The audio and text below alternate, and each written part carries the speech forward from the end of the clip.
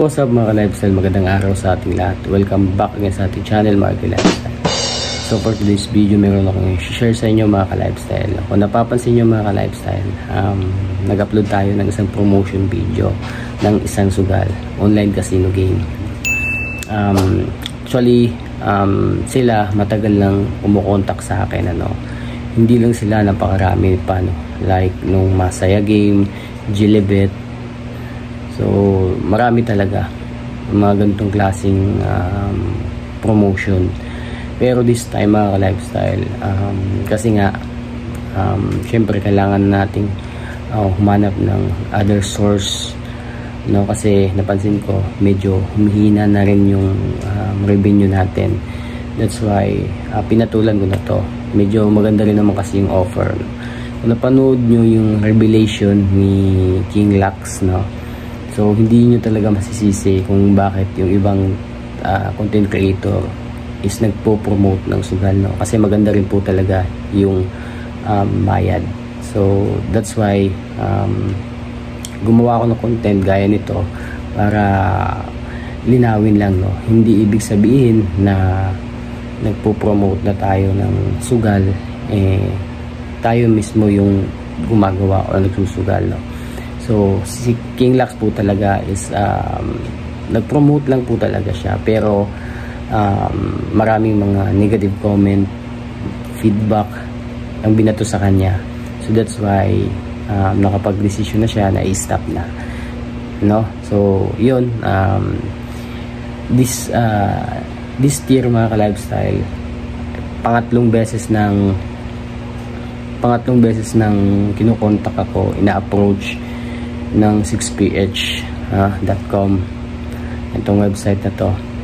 So para i-promote ko yung kanilang link, So kung napapansin nyo din, recently lang nag-upload din tayo ng mga online casino game na hindi legit.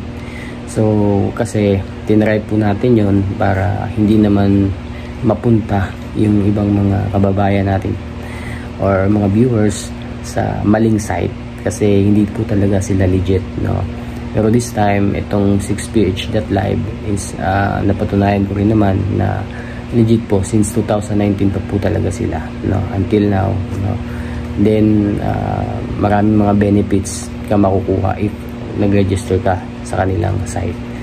So yun, gaya nga ng sabi ni King Lux, need din po talaga natin ng other source of income para masustain yung pagbablog natin. That's why nakuha niya yung ganung promotion. Pero sa ganun paraan, sa ganun way, yun na nga, nakareceive siya ng hindi magandang mga feedback. That's why tinigil niya na. So yun mga ka-lifestyle, that kaya ako pinatulan yung ganung klaseng promotion, Actually, napakarami po talagang mga nag-PPM, nag-email sa akin mga ganung klaseng promotion, Si Gilibet, si Diamond Game, Si Diamond Game, munti ko na po talagang patulan, pero hindi maganda yung offer. Hindi masyado maganda yung offer. That's why dinecline natin. Itong si 6ph, maganda po talaga. So, hindi nyo talaga masisisi yung ibang mga content creator na mag-promote ng ganitong klaseng mga sugal, Even though alam natin na sugal medyo nakaka-addict talaga, pero in the end of the day, lahat ng mga content creator maintindihan din nila yung ibang kapwa content creator kung bakit nagpo-promote ng ganitong klaseng mga promotion video. Kasi nga, hindi lang naman tayo nagde-depend sa isang pagkakakitaan, di ba? Especially nowadays, kung yung source of income talaga natin is yung pagbablog lang, So yun lang, naisip ko lang na i-share sa inyo para mas malinaw, kasi naka-receive din ako ng negative comment, So gaya nga ng sabi ko, that's why pinatulan ko tong promotion video na to, kasi nga naman need din natin masustain yung pangangailangan natin as a small content creator, like for example yung payment bills sa internet, then sa loads, That's why yun, naganda rin naman kasi yung offer, that's why pinatulan natin. Pero nasa sa inyo pa rin yan, ano, kung mag-register kayo sa link na binigay natin, mag-deposit kayo, maglalaro, nasa sa inyo pa rin yan.